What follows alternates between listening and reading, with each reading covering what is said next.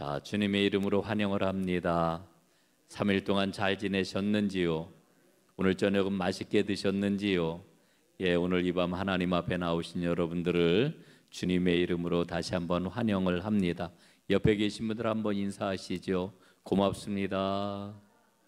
자, 은혜의 시간 되시기를 바랍니다.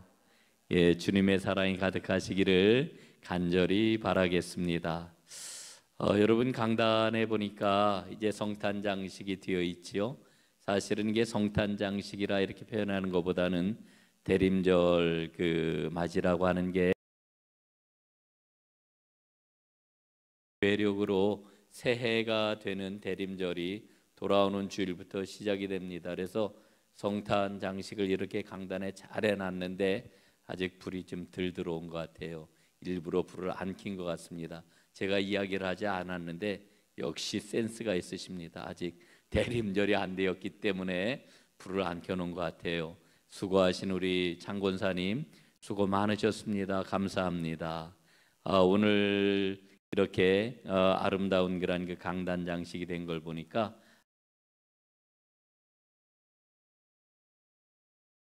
굉장히 은혜로웠죠.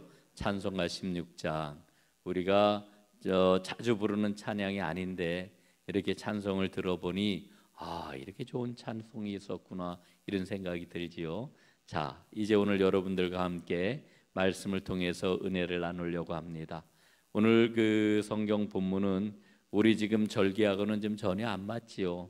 예수님께서 이제 고난 주간이 시작이 되는 이제 종려주일 예루살렘을 입성하시는 그와 같은 장면이 기록되어 있는 그런 말씀입니다. 여러분 잘 알고 있는 말씀을 대할 때마다 설교자에게는 지금 남모를 고민이 있습니다. 어떤 고민이 있을까요?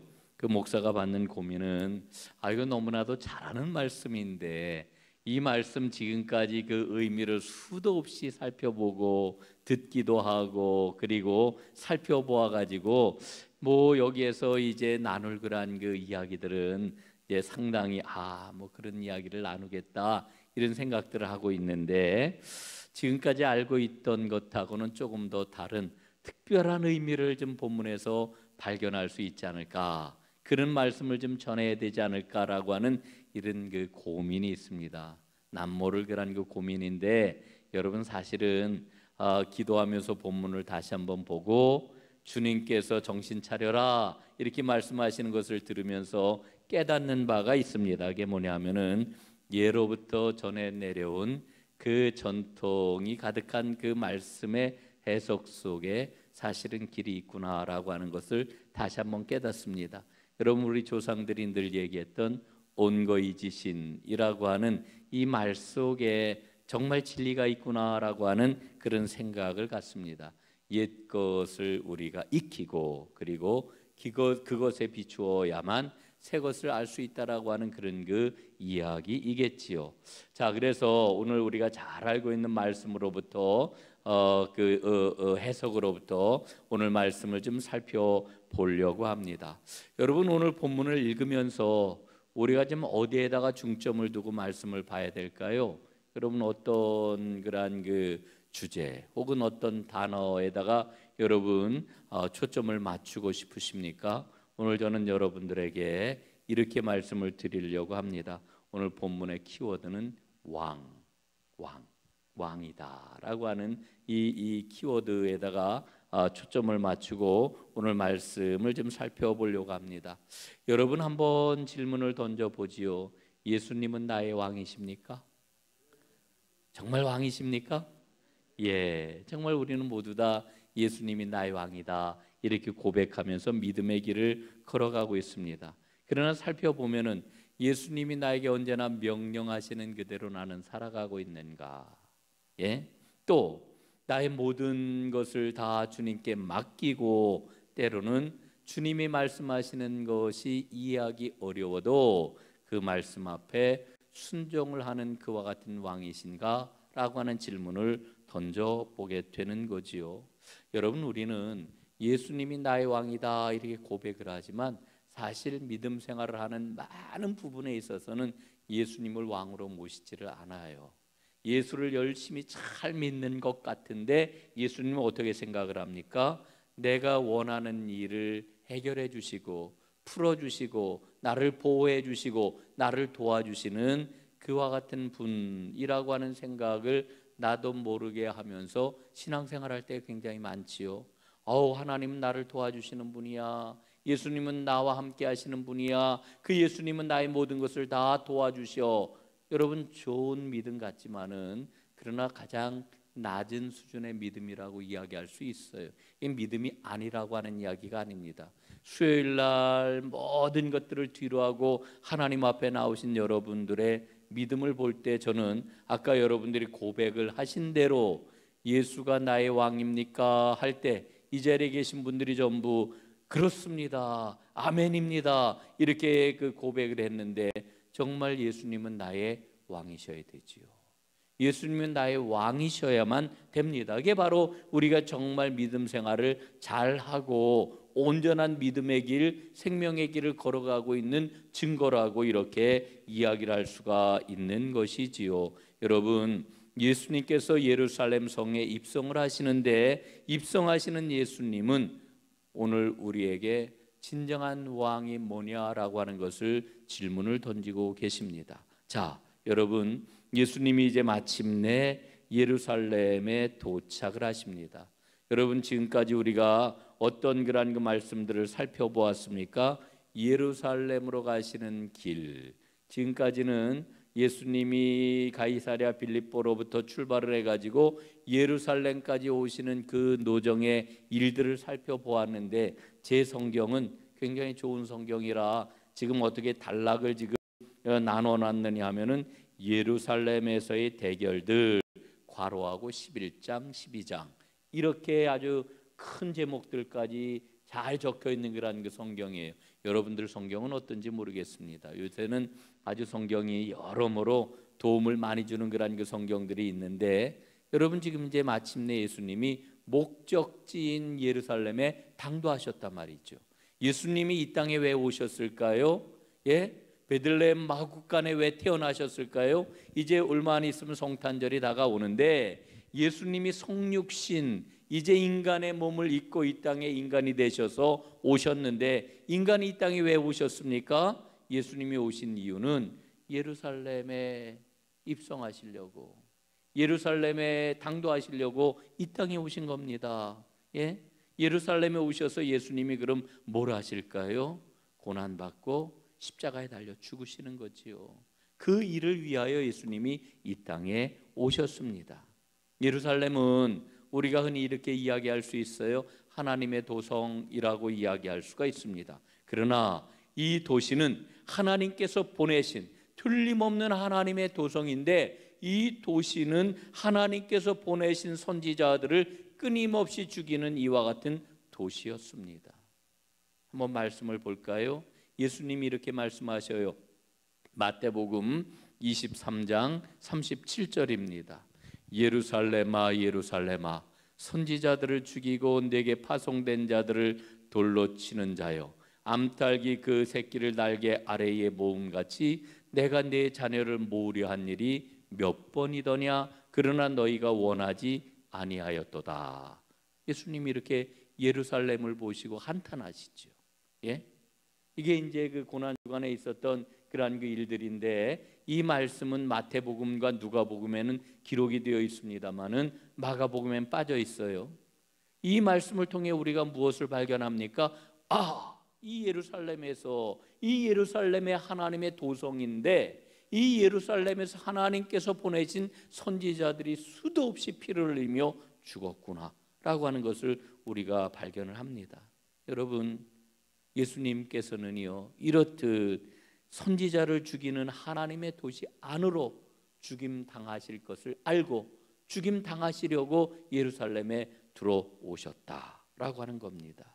자, 여러분, 예수님께서 이 예루살렘에 입성하시는데 이 예루살렘 입성은 철저하게 구약 성경에 나타난 메시아의 예루살렘 입성 예언을 성취하는 것이라고 하는 것을 성경은 우리에게 일러주고 있습니다. 첫 번째로는 매여 있는 나귀 새끼라고 하는 그 말씀이 있지요. 예, 2절 말씀에 보니까 아무도 타보지 않은 나귀 새끼가 매여 있는 것을 보리니 풀어 끌고 오라 이렇게 말씀을 하지요. 자, 이 매여 있는 나귀 새끼라고 하는 것은 여러분 창세기 49장에 보면은 야곱이 그의 12 아들들을 축복하는 예언적인 말씀이 나와요.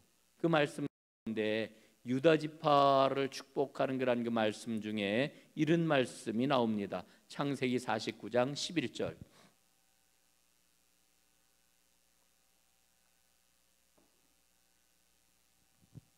그의 나귀를 포도나무에 매며 그의 암나귀 새끼를 아름다운 포도나무에 맬 것이며 또 그 옷을 포도주에 빨며 그의 복장을 포도즙에 빨리로다.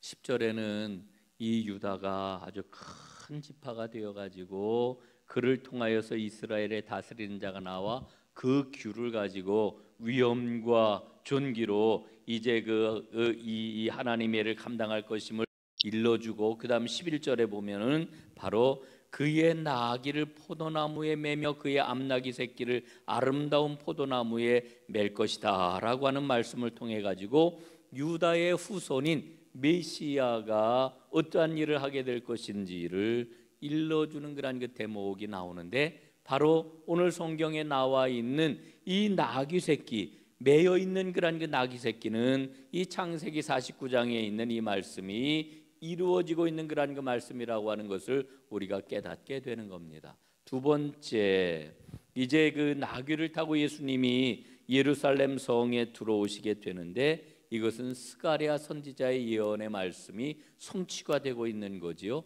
스가랴서 9장 9절에 보니까 이렇게 기록이 되어 있습니다. 시온에 따라 크게 기뻐할지어다. 켜주세요.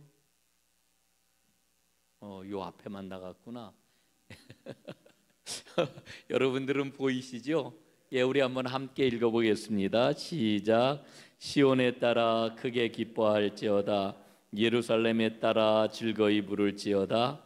보라, 내 왕이 내게 임하시나니 그는 공의로우시며 구원을 베푸시며 겸손하여서 나귀를 타시나니 나귀의 작은 것 곧 나귀 새끼니라. 아멘. 여러분, 이 스가랴 선지자의 예언이 나와요. 이제 나와요. 이 스가랴 선지자의 그런 그 예언이 정확하게 이제 성취되고 있는 것을 우리가 보게 되는 것입니다. 여러분, 구약의 예언에 따르게 될 것 같으면은 예수님은 늠름하고 화려하고 영광스러운 그와 같은 모습을 한 왕으로 이 땅에 오시는 게 아니라 초라하고 작은 나귀 새끼를 탄 종의 모습으로 메시아가 오신다, 이렇게 일러주고 있는 거지요. 여러분, 섬기는 종으로 오시는 메시아, 이게 도무지 성립이 되지 않는 말인데, 그런데 성경은 그렇게 우리에게 일러주고 있고, 이 도무지 말이 안 되는 이 반어적인 이러한 그러한 그 표현을 통해 가지고 예수님이 어떤 왕이신지를 우리에게 말씀을 해주고 있는데, 그래서 우리가 예수님이 어떤 왕으로 오셨느냐라고 하는 것을 잘 이해하는 게 무엇보다도 필요해요. 여러분, 우리가 맨 처음 서두에 다 함께 고백을 했잖아요. 예수가 나의 왕이십니까? 이제 제가 두 번째 질문을 한번 여러분들에게 던져볼게요. 그 왕은 어떤 왕이십니까? 여러분들이 예수는 나의 왕이다 이렇게 딱 고백을 했는데, 그 왕이 도대체 어떤 왕이냐 말이에요. 예? 그 왕, 내가 지금 믿고 따르는 그 예수님이라고 하는 왕은 도대체 어떤 왕이냐? 예? 이거를 우리가 정확하게 해야, 분명하게 해야 우리의 믿음은 어긋난 게 아니라 정확하게 하나님 나라 그 푯대를 향하여 나아가는 그런 그 참된 믿음, 살아있는 그런 그 생명의 믿음이 될 수가 있는 거겠지요. 오늘 3절 말씀에 보면은 이렇게 일러주고 있어요. 제가 이제 그 왕이 어떤 왕이냐라고 하는 것을 성경에서 일러주고 있는 바를 잘 규명을 하려고 지금 말씀을 드리는 거예요. 3절에 이렇게 기록이 되어 있습니다. 만일, 오늘 11장 3절 만일 누가 너희에게 왜 이렇게 하느냐 묻거든 주가 쓰시겠다 하라. 그리하면 즉시 이리로 보내리라 하시니. 자, 여러분 이 말씀을 한번 잘 보십시오. 여기에서 이제 그 나귀 새끼를 끌러 두 제자를 보낸 것 아닙니까? 그래서 이제 그 두 제자가 예수님이 말씀하신 대로 나귀 새끼가 있는 걸 보고 풀어가지고 오려고 그러니까 이제 그 묻겠지요. 그때 뭐라고 대답을 하라고 일러주셔요? 주가 쓰시겠다 하라. 주가. 여러분 여기에서 주라고 하는 말은 퀴리오스라고 하는 그런 그 단어를 사용을 하고 있는데, 여러분 이 주라고 하는 말을 우리는 흔히 어떻게 생각을 하느냐 하면은 천지를 주관하시는 그런 하나님을 가리키는 이와 같은 말이라고 생각을 해요. 그러나 여러분 이 여기에서 사용되고 있는 주라고 하는 단어는 그런 의미의 단어가 아닙니다. 일상에서 관습적으로 사용하고 있는 선생님 얘기할 때 주예요. 혹은 그 당시에는 종이 있었잖아요. 종과 주인이 있었는데 종이 자기 그러한 그 주인을 향하여 주인님이라고 부를 때에 주라고 하는 이와 같은 정도의 의미가 오늘 여기에 사용되고 있는 주라고 하는 말의 의미라고 하는 것입니다.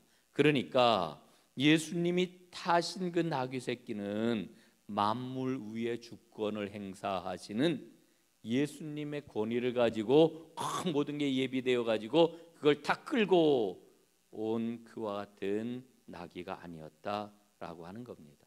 쉽게 얘기를 하면은요, 그 마을 사람의 호의로 잠시 동안 빌린 그와 같은 짐승, 이게 바로 오늘 예수님이 타셨던 나귀라고 하는 거죠.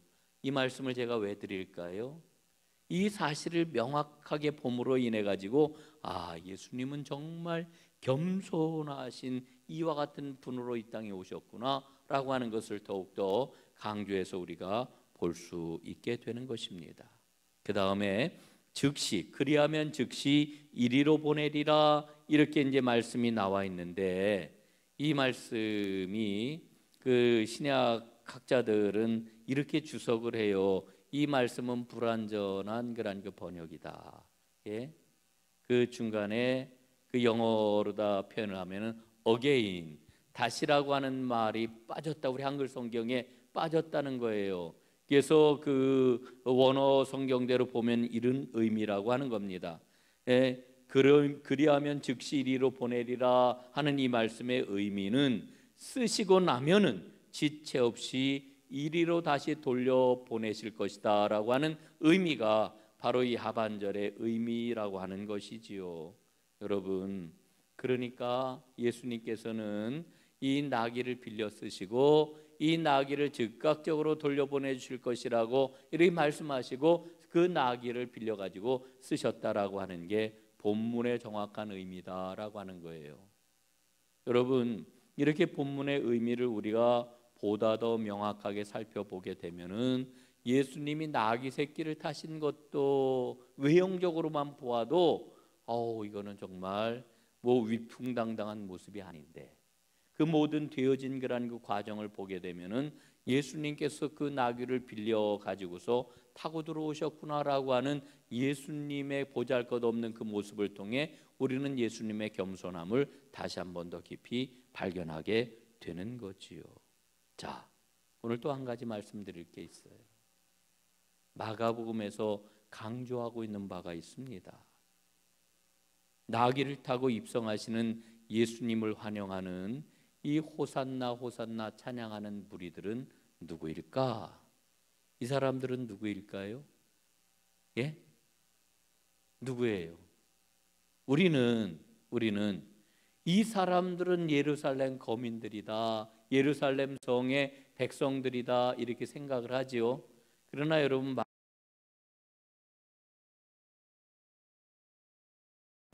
예수님을 지금까지 따라왔던 사람들이에요. 예수님과 함께 온 사람들이에요. 그들은 자신의 겉옷을 벗어가지고 또 나무를 베어가지고 길에다가 펴고 손에 흔들면서 들고서 흔들면서 외치지요. 호산나 찬송하리로다 주의 이름으로 오시는 이여 다윗의 자손이여 하면서 호산나 호산나 찬양하고 노래를 하고 있는 겁니다. 그런데 마가복음은요,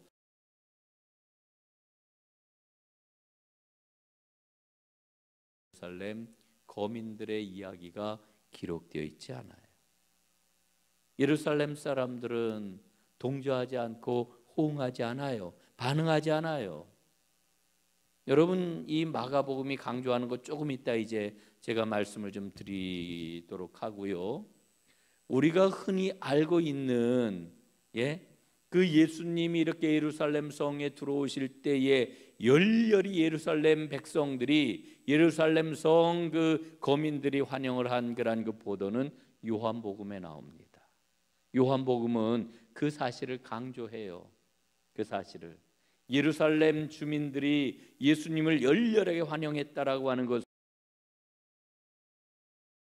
이들이 나와가지고 찬송하며 나뭇가지를 들고 예수님을 맞이했다라고 이렇게 보도하지요. 요한복음 12장에 보면은 여러분, 그런데 그때의 그 나무들도 요한복음은 종려나무라고 이렇게 이야기를 해요. 그래서 지금도 우리가 고난주간을 다른 말로 뭐라 그래요? 종려주일 이르지요.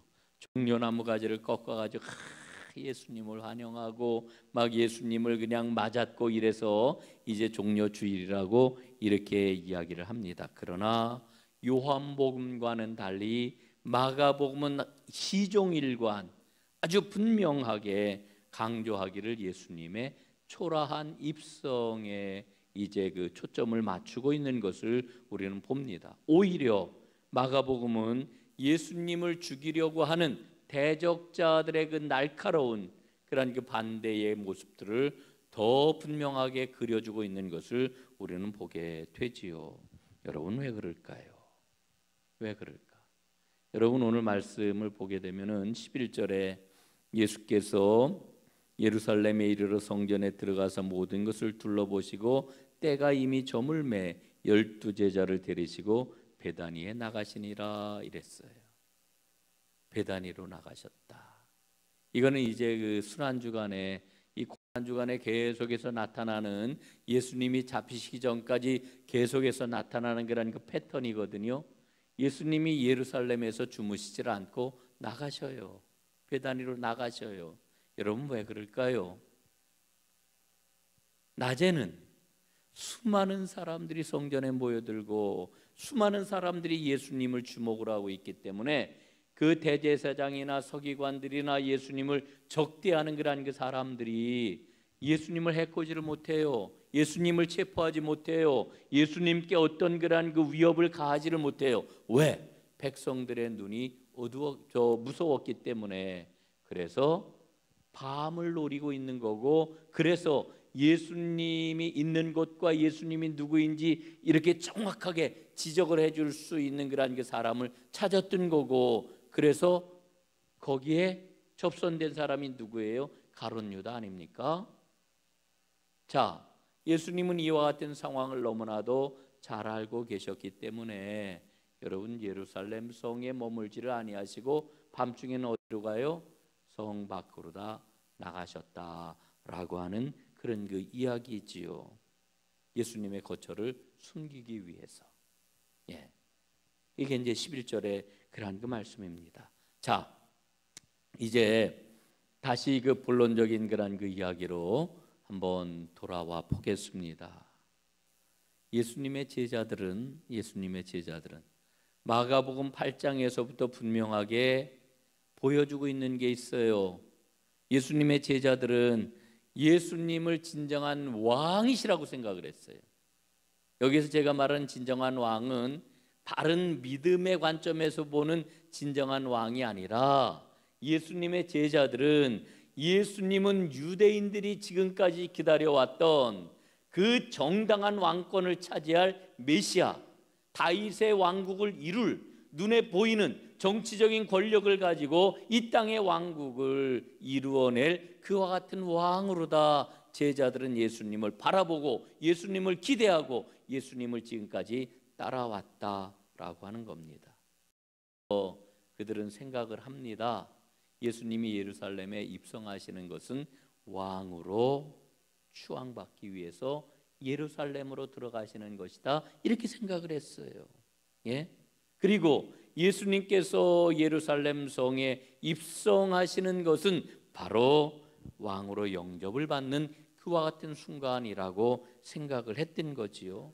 여러분, 그래서 그들은 호산나, 호산나, 다윗의 이름으로 오시는 이여, 이제 호산나 노래를 하면서 예수님을 열렬하게 이제 환영을 했던 것입니다. 우리의 조상 다윗의 왕국 어서 이루어 주십시오라고 하는 것이 바로 이들의 간절한 그러한 그 소원이었던 것입니다. 여러분, 그러니까 전혀 예수님이 가져오신 그 왕국과 그 제자들이 기대했던 왕국과 전혀 다르다라고 하는 것을 우리가 보게 되는 거지요. 그래서 제가 여러분들에게 제가 두 번째 질문을 던진 거예요. 예수가 나의 왕이십니다. 우리는 이렇게 다 고백을 했는데, 우리가 생각하고 있는, 우리가 고백하고 있는 그 왕이 어떤 왕이냐라고 하는 것을 명확하게 하자고 이렇게 말씀을 드리면서, 여러분들이 고백하는 왕은 어떤 왕입니까? 이렇게 제가 묻고 있는 거지요. 자, 예수님이 왕의 기대를 갖고 있는 사람들의 환호를 받으시면서 가신 곳이 어디입니까? 예루살렘 성에 들어와 가지고 성전이지요. 성전입니다. 여러분, 오늘 말씀을 보게 될 것 같으면은 이제 그 다음 이제 날 이제 15절, 그들이 예루살렘에 들어가니라 예수께서 성전에 들어가사, 예, 성전에 들어가사 성전 안에서 매매하는 자들을 내쫓으시며 돈 바꾸는 자들의 상과 비둘기 파는 자들의 의자를 둘러엎으시며 아무나 물건을 가지고 성전 안으로 지나다님을 허락하지 아니하시고 이에 가르쳐 이르시되 기록된 바 내 집은 만민이 기도하는 집이라 칭함을 받으리라고 하지 아니하였느냐. 너희는 강도의 소굴을 만들었도다. 예. 자, 성전에서 돈 바꾸는 자들, 이 돈 바꾸는 자들 환전상들이지요. 예.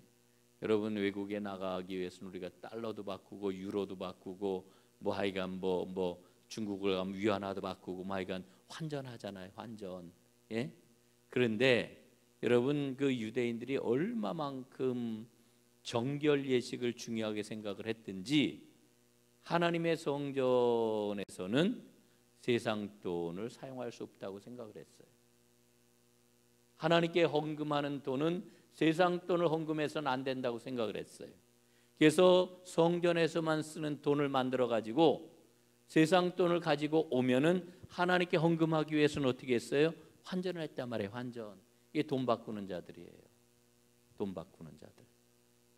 거기에서 얼마나 어마어마한 수익이 생겼는지 몰라요. 예? 여러분, 우리가 이 예수님이 강도의 소굴로 만들었도다 하는 말씀을 통해 가지고 이 돈 바꿔주는 거룩한 일을 위하여서 복무하는 사람들이 어떻게 보면은, 그렇죠?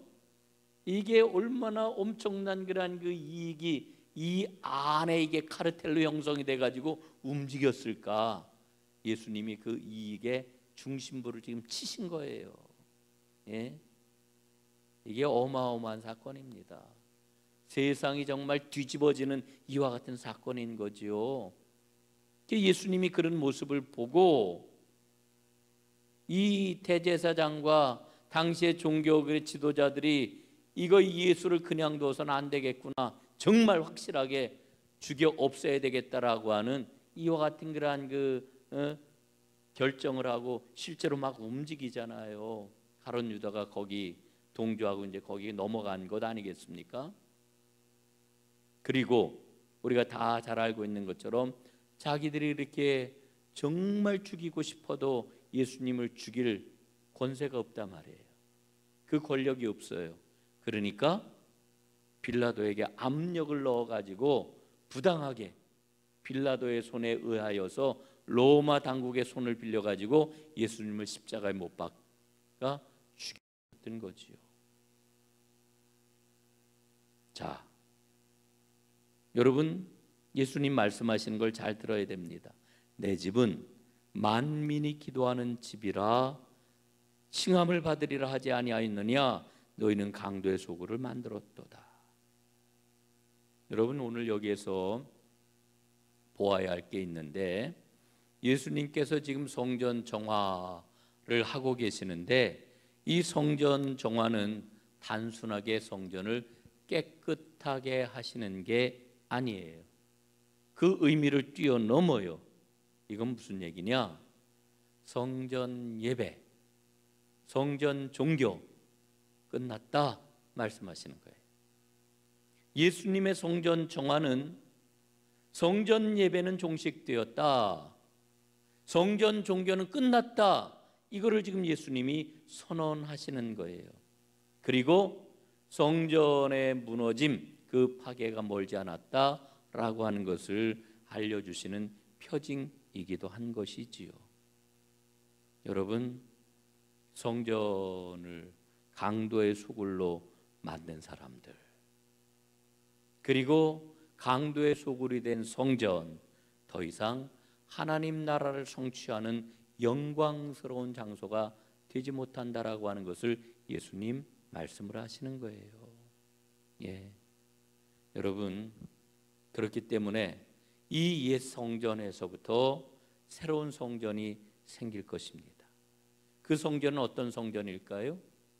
그 성전, 이제 옛 성전에서 새로운 성전이 생길 것인데, 그 성전은 어떤 성전일까? 여러분 성경 한번 펴보시기 바랍니다. 14장 58절. 예, 뒤로 몇 장만 넘기시면 됩니다. 14장 58절.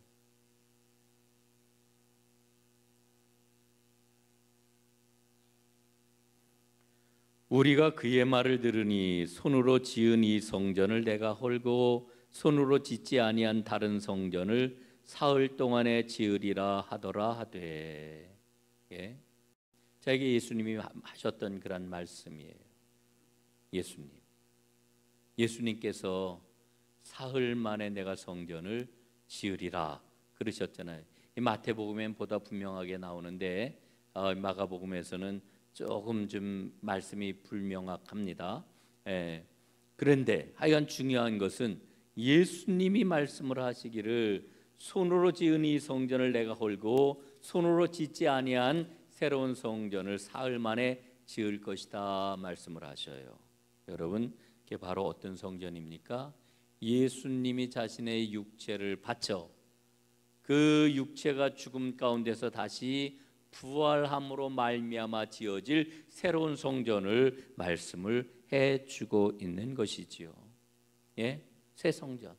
이 옛 성전으로부터 새로운 성전이 나올 것이다라고 하는 것 예수님 말씀하시고, 그 성전은 어떤 성전이 될 것입니까? 그 성전은 바로 17절에서 말씀해주고 있는 만민이 기도하는 집이라고 하는 이 말씀이 이루어지는 그런 성전이 될 것입니다.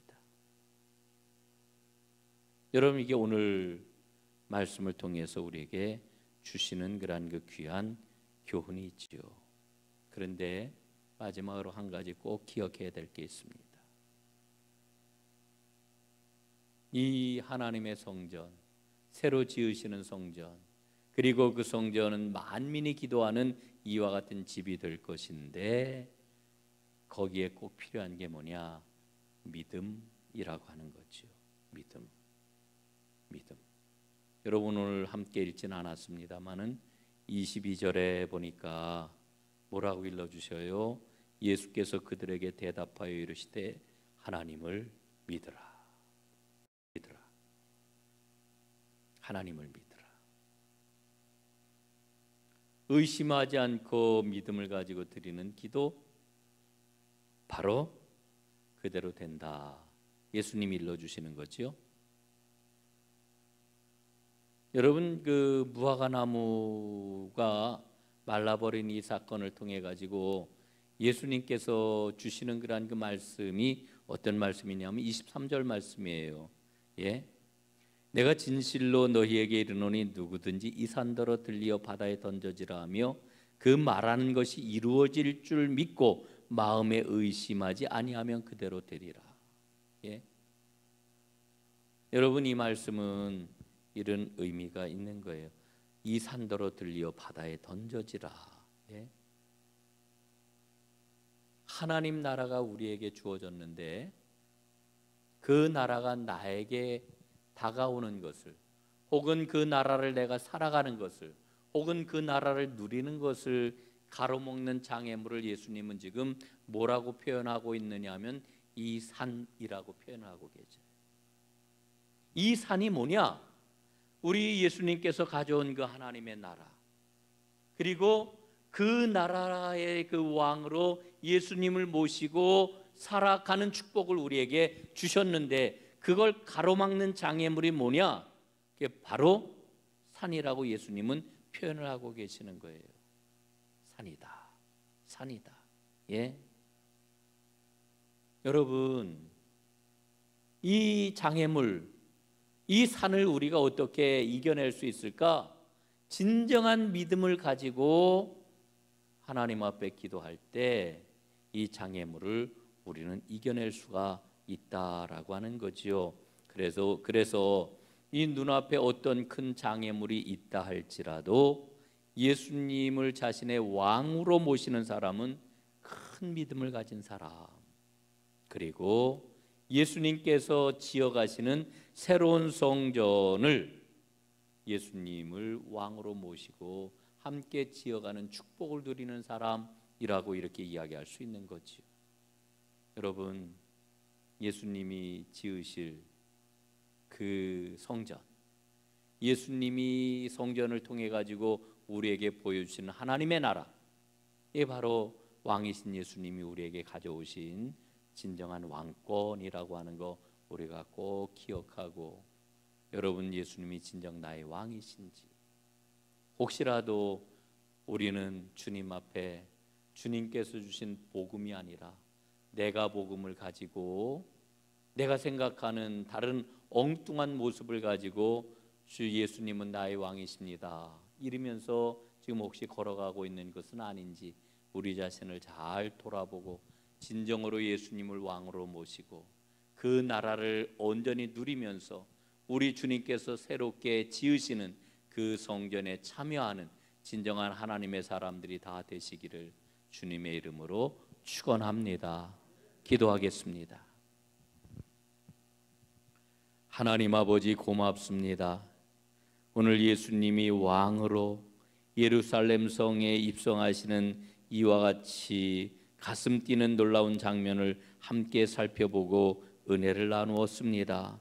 아버지 하나님, 정말 예수님이 나의 왕이신지, 예수님이 가져오신 그 나라를 우리는 정말 그 나라의 아름다움을 누리며 살아가고 있는지, 또 예수님께서 새롭게 이루어 주신 그러한 그 새 성전을 날마다 맛보면서 그 성전에 잇대어서 주님과 함께 성전을 지어가는 자로 살아가고 있는지 우리 자신을 다시 한번 돌아보게 하시고 주의 성령님 도우셔서 언제나 주님을 잘 모시고 생명의 길을 걸어가는 하나님의 사람들이 다 되게 하여 주옵소서. 예수님 이름으로 기도드리옵나이다. 아멘.